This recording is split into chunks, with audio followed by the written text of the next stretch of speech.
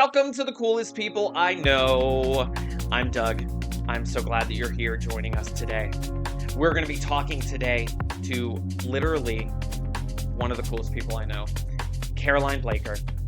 Caroline is a dear friend of mine. Her and I are involved in the same tech communities, and so we got connected through a shared piece of tech, and her story is just incredible. She has a very incredible gift for knowing people and understanding people and really helping them know themselves. She has a very unique story that you'll get to hear right now. So stay with us and let's listen to Caroline's story.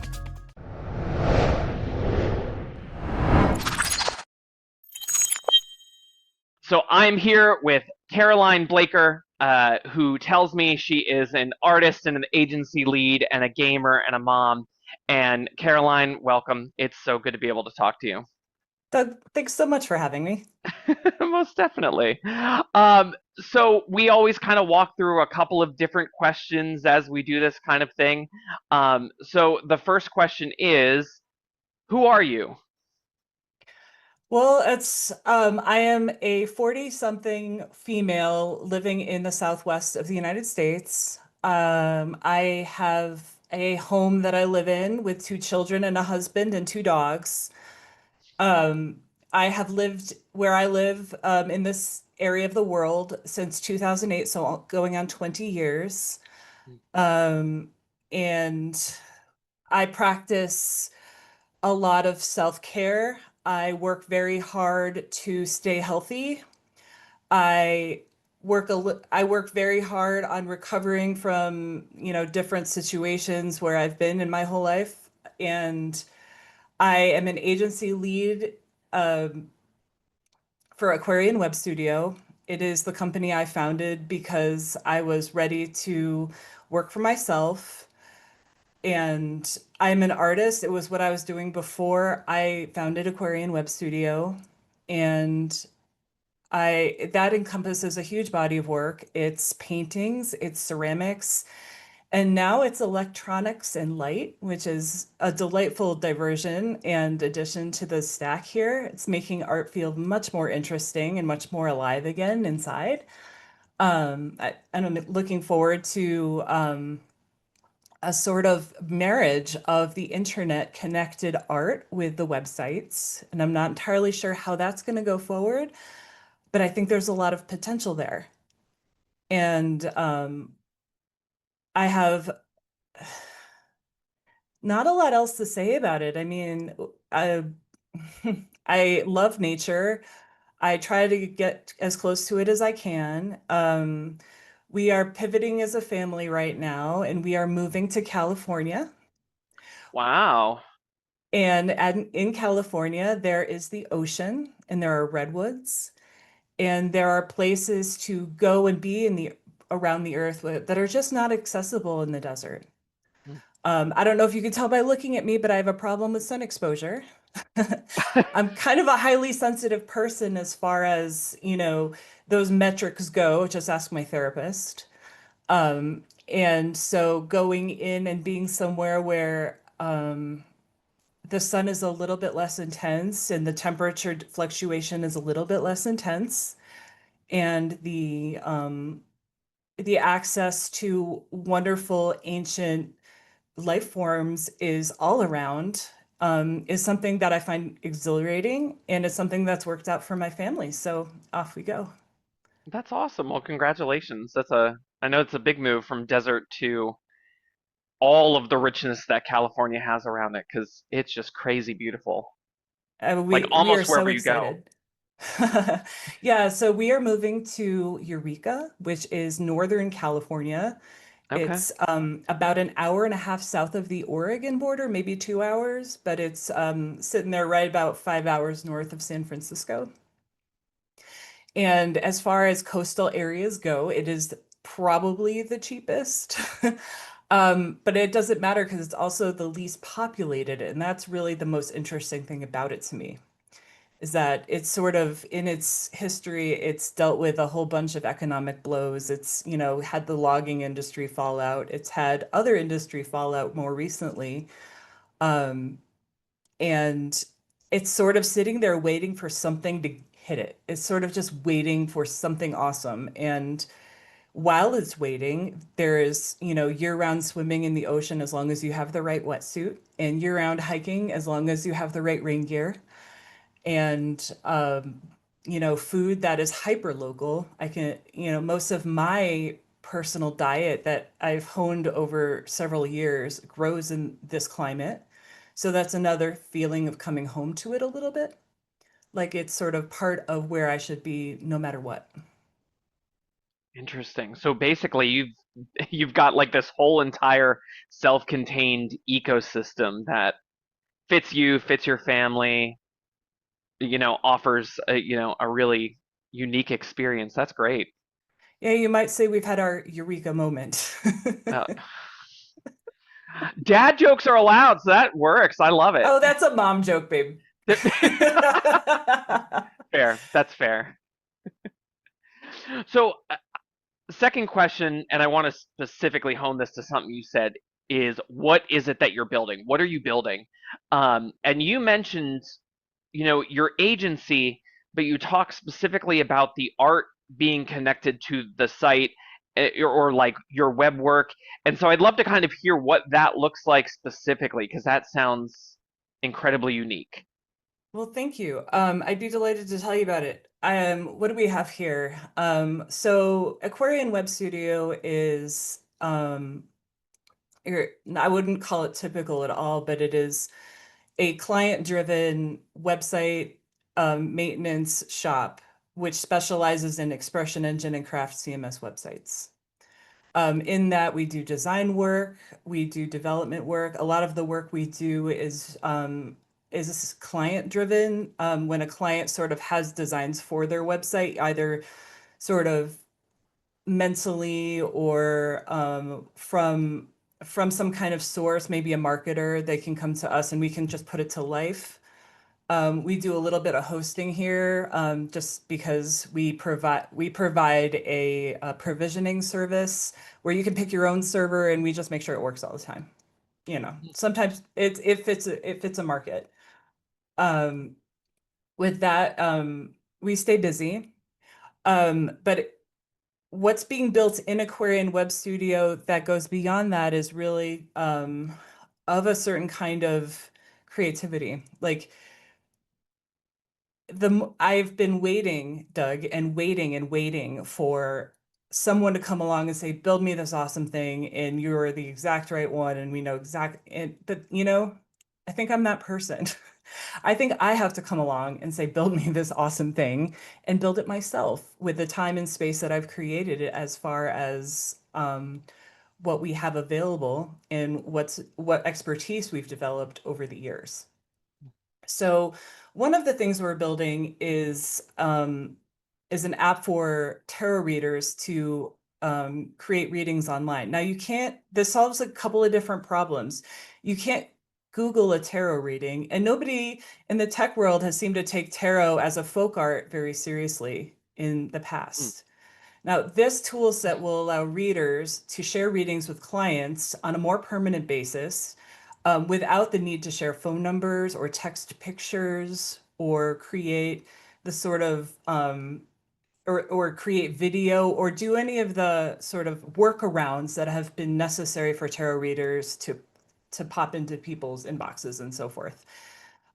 Because the tech industry has more or less ignored this folk art, they've managed to create their own sort of followings with social networks and YouTube and so forth. But there's no professional tool set that allows for sharing. It's just you have to create a video of your house and your practice. Whereas now we can create pages that show these readings, have all of the information about the readings available for reading, make them private or public, and even have blogs along these lines that allow people to post daily and actually show this up. And perhaps we'll even create extensions that integrate with WordPress and allow for like embedding.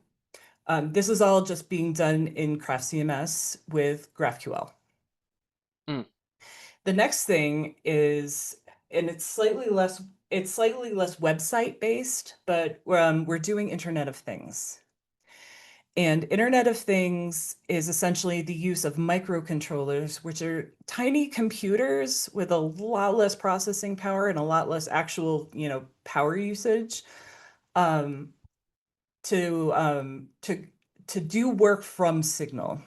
So you send something a signal and it does something else, or it has a sensor and it sends a signal. And you can sort of do whatever you want, sort of in between there in this microcontroller. You program it with C++, and you can, create a color from a number. You can, create all kinds. You can send six signals. You can send one signal. You can light up the red light. You can light up the blue light. You can make the robot dance, kind of whatever you want to do. And then you can track it all on dashboards, of course, online. Hmm. Some of these are proprietary, some of these you can put up yourself. I happen to think that at some point there might be an expression engine plugin that allows for these to be shown. But who knows? Right now I'm working with a new chip. It's called a Muon, and this thing is just a couple of months old. I pre-ordered it before it was available in April, and I didn't get it until June. And so I've had it about a month, and it takes C++ too, but you can see it's got tons of connections here. You can look this thing up online and get the pinout for it. And then there's this thing on the back. You can see it's got a power module. It's got all kinds. This is an antenna, which allows it to communicate with Wi-Fi. This, of course, hangs off my computer and does the connection and the coding. Right. And so I save my C++ to this, and all the ways that this is capable, it can be programmed to just do stuff with. So we've got LoRa in here, we've got Wi-Fi. I mentioned that, and we've got Ethernet here. That's that big guy right there. So really all of that's available. And then this comes out of this development board. This comes out and it gets put on a little smaller thing, and you can embed that in your 3D printed plastic casing, your design, whatever it is. And Interesting. I'm working on this for the city of Albuquerque, hopefully, as a smart bus stop invention. And so that is still in progress. I dare not share too many more details, Oh, but I'm you just hoping to like bring it to tickled the the fancy. city. I'm just like a smart bus stop. Tell me about that. Well, it's meant to be a device that signals when the bus is coming. Mm, So I asked myself very seriously one day, I was like, what would make me get on the bus? Having bus money would help. But then I found out they're free. So that's not even a thing. So what would make me get on the bus? Perhaps if I could visually see some kind of indication that it was coming. Now, what would that do? I still drive a car, right? But I'd be driving by this bus stop and I would see how reliably I could tell the bus was coming. Now, if I knew this bus was free and that it could take me two stops south, I might actually park my car one day, see, and rather than get back into the bus and go down to the Dunkin' Donuts in the car, or sorry, get back in the car and go to the Dunkin' Donuts two stops down. I might actually get on that bus because I can see that it's showing right up, right? mm. And then when you're a tourist, this kind of reliability can help you get around town. It can help you get to the places you're trying to go. If you're a student, you might feel you can manage your time more effectively by having your conversation and then running over to the bus when it's time. You don't have to trust that the bus will be there in 10, 20, 30 minutes. You can tell when it'll be there in two. So suddenly this entity called the bus is so much more trustworthy than it was. And you can build habitual schedules around this more sort of immediate gratification time frame that we're all used to at this point. And it's not just for people who have all this time to wait at the stop anymore. It's for everyone. Hmm. So really making it more accessible for every single person who wants to be able to get on get on a bus somewhere. Right, including those who may have a choice to do otherwise. I love that, and I'm with you. I think a lot of times, when I was living in Philly, I would take the bus quite a bit because it was a lot more reliable. It kind of ran as it is or whatever. As we moved out west, I found it to be a lot less reliable. And so now I have no idea the schedule, and the schedule definitely doesn't get followed, to the extent that it's, oh, a bus is here 10 minutes early, 5 minutes early. We hear that from people all the time. So I'm just like, well, it's easier for me to drive. But you're right. If I could get to the grocery store and I could know, hey, it's coming a little bit earlier, you need to start running now, then it would make it a much more accessible option. So Or like, I that's definitely just missed it. I'm going to go to this store instead and then catch the next one. And anything that yeah. sort of allows you to fit the arrival and departure of this thing into the flow of your life rather than planning the flow of your life around many potential minutes cushion just in order to put this thing in it. Just in order to embed the bus within your flow. It's different. Mm. We all need we all are sort of forced to live life in such a way that we manage every minute, sort of every second. Having it be more friendly to that will increase usage, it'll increase ridership, and it will, and with that, we can have, greater volume of buses, more reliability of buses, a greater group of folks that really that sort of invest their time and care into being in those environments. That'll change a city. Oh yeah, it definitely makes it way easier for people to use and way more reliable. So I love that. That's fantastic. Let me ask you, so you mentioned the Tarot app that you're working on as well, um, Yes. which is an extremely unique, I think, combination of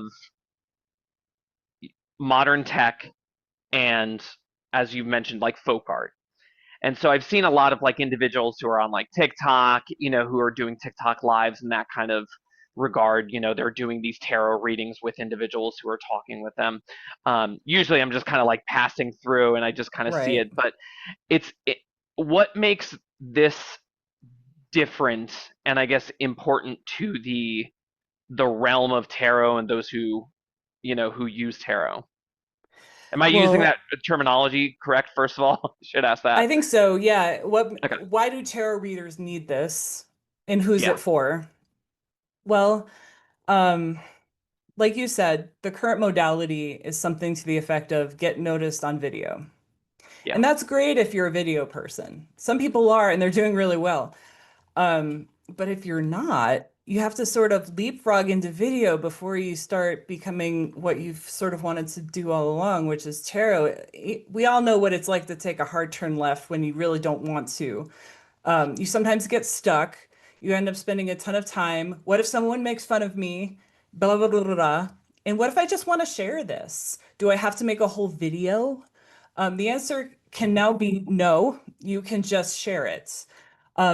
With this app, there will be a free version where you can just sign up and share a reading with someone else. It doesn't matter if they've paid you or not. You can just add another person to it, ostensibly your friend, and say, hey, I did this reading for you. I wrote everything down. I've made notes on the cards. I'm more than happy to discuss it with you. I hope you like it. Now, it's not a business transaction necessarily, and you get 10 of these a month. So it's not like you can spam people like endlessly with it from within the app. And besides, we can block you if you do that. Um, we're building in, and for that record, we're building in. I mean, we're not going to go live without the ability to block people and that kind of stuff. So we're taking it, we've been around the block a couple of times with the internet. We know what makes an app safe. And the terms of use will absolutely reflect the best of what we can offer as far as safe and happy application usage. But when you get to the paid tiers, we're going to be able to post readings publicly pretty much as you want. I think there might be a limit on the first tier, like maybe just a bunch a month. And then there's going to be a second one where it's like, how about it? Um, and these can be, for others, they can be about news. They can be um, daily logs, like a blog, like just write, like let's bring the blogs back, especially among people that want to do this practice. And of course, you can embed your YouTube videos if that's your thing. And maybe you can even also, maybe if you have an existing WordPress blog and you're a tarot reader, like there are WordPress sites out there about tarot, for tarot. Have no readings on them, Doug. None. They're like all they have are information about individual cards and services, but there's no actual readings on them. Um, and I couldn't help but notice, like when I was learning to practice this, I didn't really want to be on video. Not necessarily, not right away, maybe as a second step, but if you want to do one thing, you shouldn't be forced to go off and do another first to become good at it. So I started to build Mm, this thinking where I want to post a reading or two every so often to the public and have it be on my own terms. And so I started to create and craft this application. Um, I've been able to run it by a high-level tarot reader who has a whole office with employees and some and so forth. Very a larger presence on YouTube. She thinks it could be extremely useful. There are hundreds of these of tarot readers in every city. Their numbers are not well researched or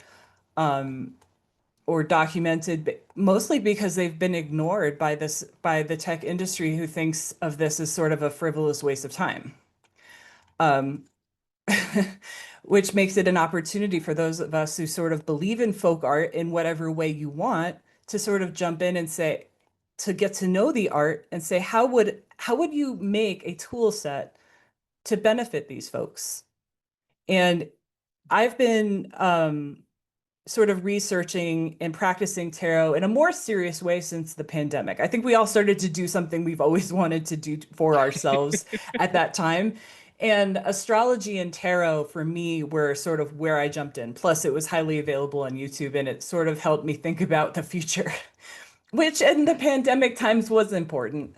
No matter how true or based it was, we still sort of had to think about that in terms of our own happiness and and I always said to for myself, sure. if it all goes down, I'm going to bake sourdough and like we all know that like everyone did that.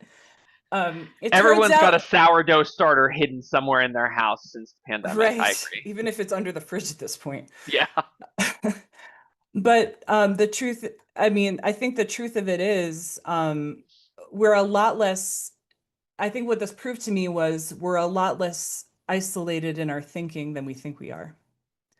We have a set, where you're having a thought somewhere, someone else is likely having the thought, and someone else, and someone else, and someone else. So the care for the self or the taking seriously of the odd project is probably the best thing we can do for the world. And so when it took a minute for me to like get around into like thinking about Vue.js and GraphQL and those kinds of things. In fact, it was so exhausting that the project's been on hold for a little bit, just while I've recovered from what ends up being a pretty severe bout of anemia, just having no energy to sort of do the extra stuff in life. And lucky if I had the energy to do everything that wasn't extra. Um, but going into this, I've had time to sort of kick it and revise it and like try new things. And it's rather fluid now. Like I can develop the pages. Um, I would love it if I could just sort of get past the point where um, I can get that receiving page done and actually start posting readings. But the way I have it set up now is I do have a reading window where I can go in and post cards and they appear on the back in the control panel of Craft. I have readings set up in there. All I really have to do is set up tiers, block list, blah, blah, blah, like all the membership crud, yeah. right? All of it's complicated. And then there's like the payment system and well, I mean, I can be exhausted just talking about it. No, it's an arduous process, I'm sure. I guess help me understand as somebody who's not in the tarot world, why, I guess, if this were something I would be interested in to use, like what would get me looking at like a public reading versus something that's more personal to me?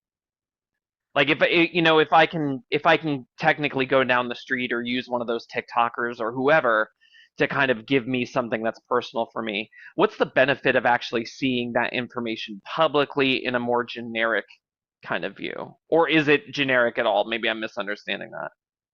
That's a really good question. Some people, there are readers out there that have a daily practice that they share among, hundreds of people.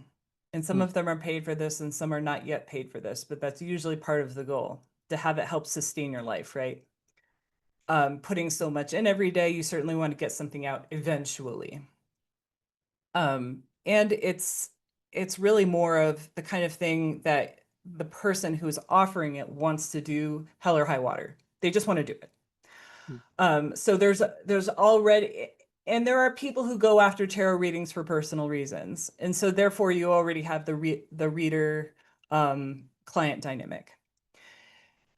There are, in addition, folks who are out there actually talking about navigating these treacherous times using what they think of as their spirit guides. Um, and I happen to believe in this too. I think everybody has these spirit guides, but these folks actually take one or several decks of cards and ask, what do I need to know today?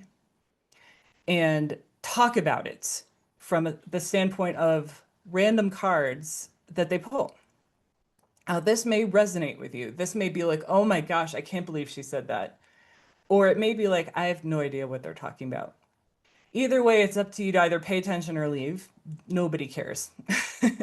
Hmm. But there are folks that are really that experience a huge benefit, especially folks who are sensitive people having trouble navigating, people that want to navigate this way anyway, people who would be well served to figure out that this is one way that they could be more stable in the world with using navigational techniques such as these, listening to certain folks that are like them or not like them or have a certain way about saying things. It's in a way it's sort of like adopt an auntie, like get good advice from someone, but she's saying it to Hmm. 1,000 people and all of them self-select to be in that group, and that means that many of them need that advice.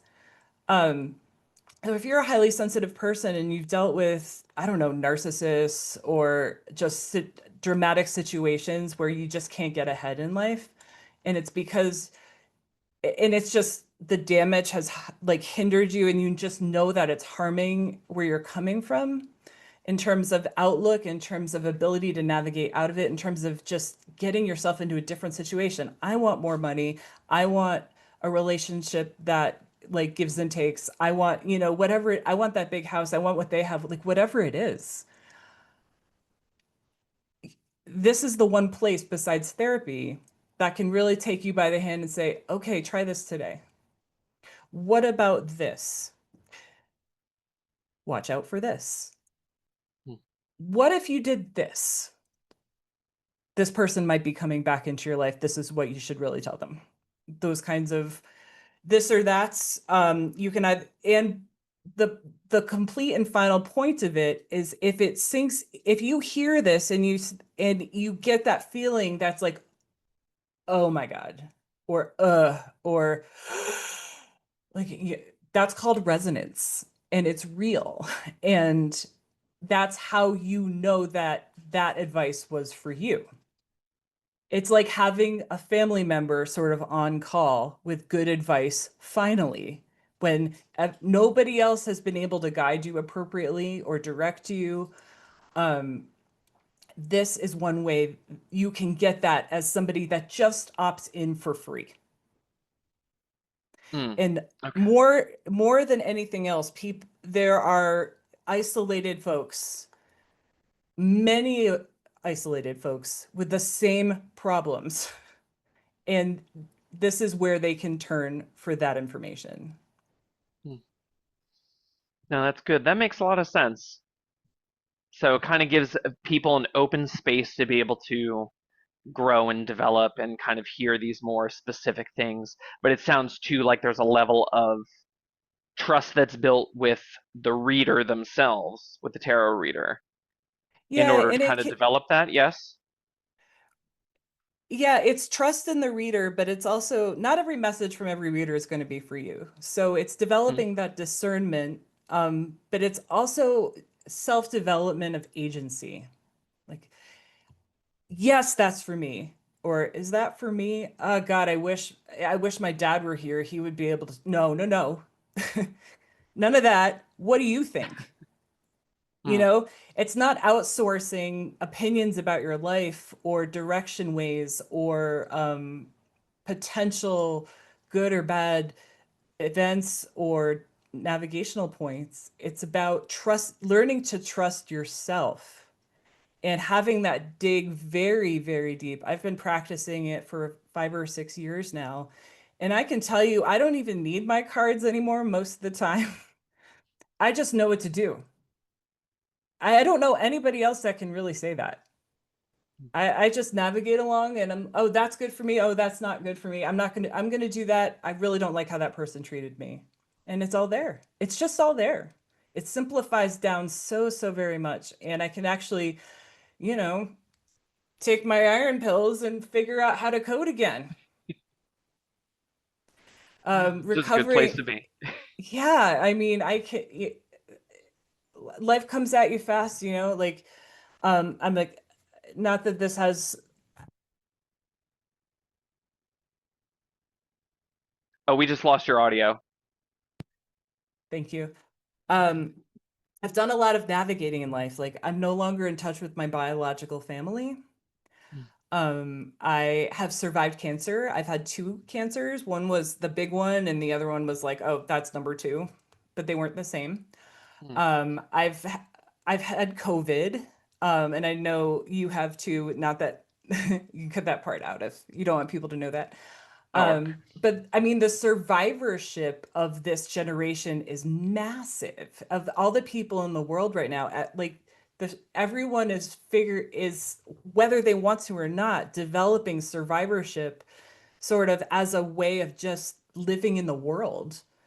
Um, Whereas I think for a while we were trying to eradicate the need to be a survivor in order to sort of flourish in your life. But I mean, we've backtracked on that so far. Um, Survivorship at one point was sort of something that sort of felt exiling to me. It was like made me different. It pulled me out of normal circumstances. But now so many people are survivors that it's like, oh, well, it's a good place to be already. Yes. And there are, I've had to say goodbye to just about every friend I've had, and some have come back and some have not. Um, and like I there's just so much I there that I've had to navigate through that had and ultimately the only person that could navigate that was myself. Having been in this sort of, I don't know, culture where where I was taught to outsource things to everyone. Ask your teacher, ask the internet, ask so and so, ask them how they did that. I cannot ask anybody anything anymore. There's simply not room for it. In fact, if I don't know the answer, if I don't feel inside how to get information that I want, I normally don't tell anyone and I wait for it and it shows up. Um, it's just a different way of living altogether. I've had to navigate my nutrition. I've had to navigate treatment. I've had to navigate, neighbor issues. There's just been almost everything. I've been very lucky at times around, things that could be really bad being not quite as bad as it could be. And I've really fixed a lot of things in my life by becoming more patient and following my own inner guidance on things. And this is, again, something that tarot cards were very useful for at the beginning of this. Um, when, people are out there on video just doing good enough. Well, is good enough good enough? Does it deserve a bit of a stage that is built for it in order to allow people to decide more broadly that the problem they're Googling has to be self-guided, you know? Do we have to always go to WebMD and learn that everything that we possibly experience could be cancer?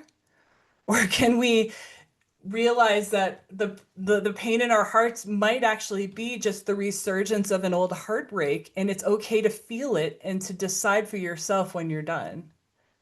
Is it okay? Yes, it's fine. Um, and so the service to the world for tarot is something that gives agency back to people, and creating a stage, a platform, a hub for it is something nobody's done yet. And to me, it's a huge oversight. I love that idea of returning agency to the person, helping them kind of learn that that self-guidance, that self-discernment, and trying to figure that out. I think that's so crucial.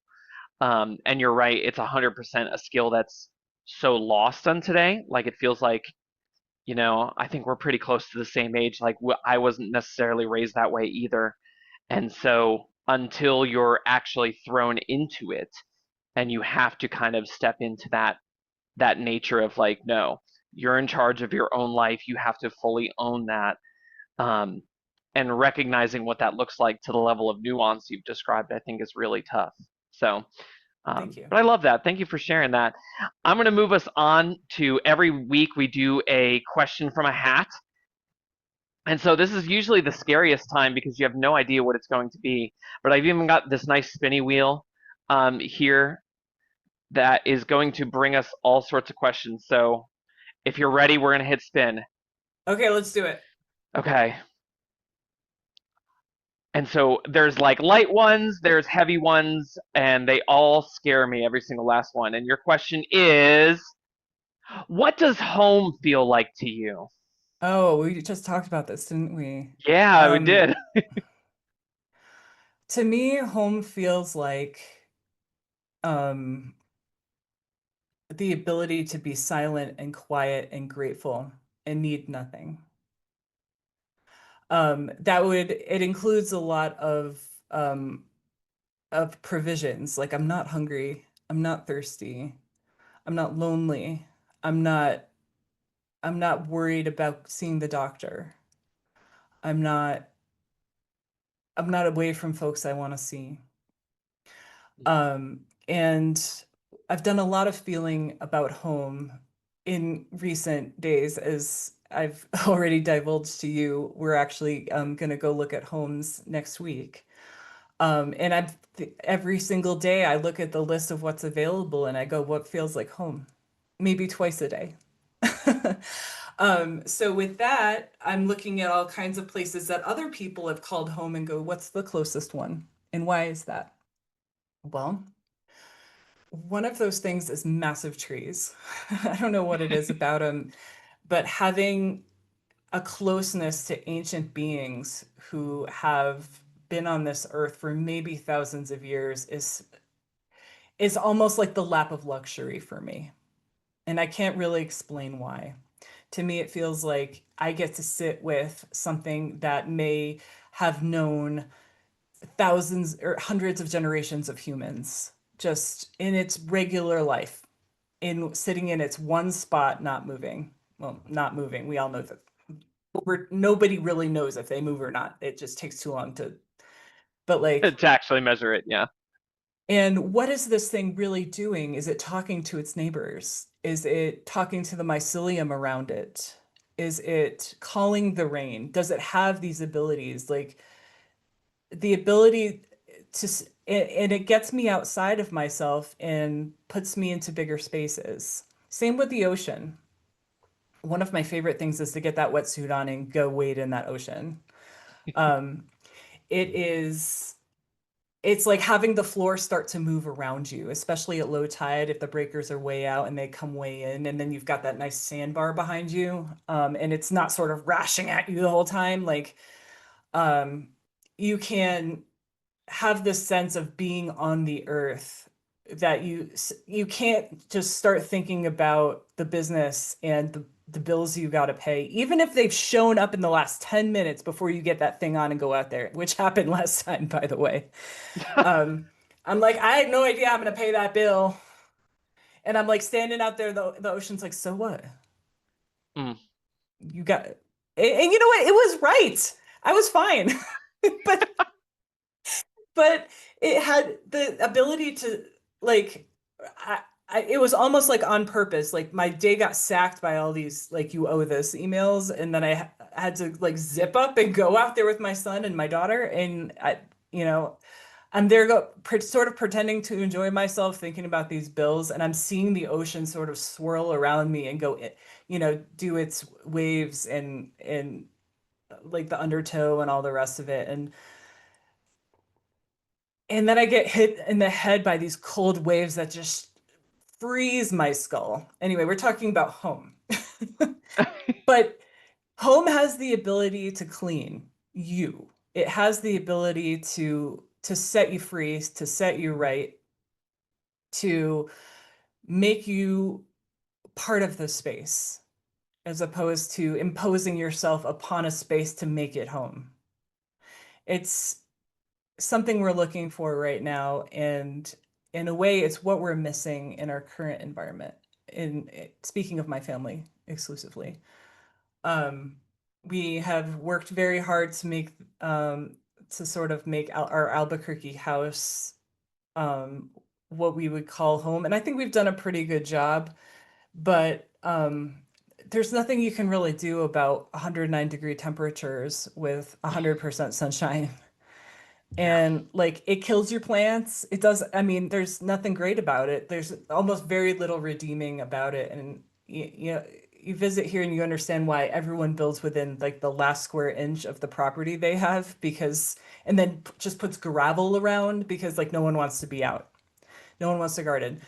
Um, and now we get to go to, and now in thinking about home, it's a place where things grow, and it's a place that heals you. And it's a place um, that that you need. It's a place, it's like the one place that you need.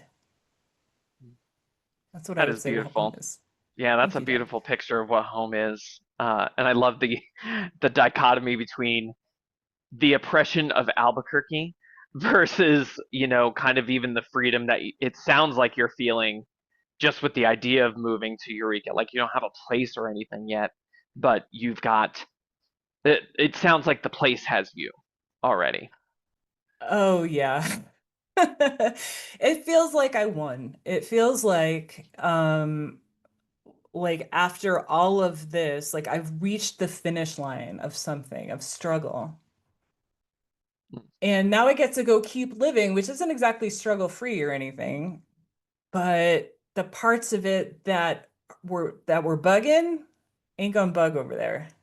Mm, Like, and I get to spend my time accordingly, which, well, I don't know how that's gonna really work. I mean, I know I get to volunteer at a garden, which is going to be super great to figure out just how to mend soil and like what grows there and what bugs and how to treat them and stuff. But I'm also thinking that there might be some sort of sensors going on where I get to try out some rainfall measurements, some wind measurements, some storm measurements, and some greenhouse heat and humidity measurements in order to help my my volunteer garden better self-manage. mm. So it all seems to be sort of coalescing way in the future. That's awesome. Yeah, what a beautiful picture. Yep, personally, I agree. So, our last question. What is one question that no one's asked you that you wish that they would? I wish people would ask me why astrology is so rad. Mm, I just wish they would care. But look, I mean, astrology involves data and it involves pattern recognition. Among like the small business owners and the developers listening to this, I think we can all appreciate data and pattern recognition. It's mm, what we are after in terms of building applications, and it's what it's how we make science happen. It truly is like the two pieces. So you, how else are how I mean, ask research scientists what they're doing. They're like te making tests and seeing if patterns emerge, testing and seeing if patterns emerge, testing and seeing if phenomena or patterns emerge, right? So astrology uses data, and it's the cleanest data in the world. It's literally nobody how do I say this? Nobody's arguing about where the sun is. Nobody's arguing about where the moon is. Everybody who cares about it knows where Jupiter is, knows where Neptune is, how fast it's moving, where it's at, what angle it's at, when it's coming over the horizon. Like none of that is disputed by anyone. It doesn't matter what language you speak, and it doesn't matter where on Earth you live. It's out there and it's in one spot. And science has it down to the point where we know what it's doing. I mean, I wish I knew better what it was doing. I wish I knew what those orbits were and how to calculate them and so forth. But like there's software that literally knows it too. So you can go back thousands and thousands of years and observe the sky correctly mm, without without any mistakes at all going on with that data. And then we observe patterns around archetypes with certain planets, whether it's Mars or Venus or the sun. But everybody has a moment, has a chart, and it's the moment you're born. And it's your personal data. It's where the planets were when you were born, and it's your specific imprint. And looking at that data and contextualizing it as far as who you are and how it talks about who you are can give you a lot of insight and self-guidance around how to actually handle problems without asking people and getting the wrong advice. mm. As much or better than tarot cards, honestly. Has- I love that. Caroline, where can people find you? How can people get in touch with you? Well, you can find me at carolineblaker.com. I like to be at Caroline C. Blaker on the social networks. I tend to disengage from those that don't properly respect privacy. But you can also, you can email me at carolinecblaker@gmail.com. And if you're interested in your astrology, and you mentioned this, I'll give you an hour of time for $40 and we can look at your chart. It's not bad. That's It'll be awesome. easy. It's just if you want, I can show you where things are and send you off to the races. If anything I've said about it is interesting, you don't have to look at, you can just ask me and I can help, and then I can send you off to people who really know what they're doing, the folks that I pay. If that's indeed where you want to go with it. That's awesome. Caroline, thank you so much for sharing so openly. This whole podcast is about the coolest people I know, and you are one of the coolest people I know. And so I'm really grateful for you sharing all of this today. I'm so flattered that I'm one of the coolest people you know, and I've been telling everybody that I am one of the coolest people you know. Um, so thank you for having me, and thanks for allowing me to be myself openly on the internet. Appreciate it. Definitely.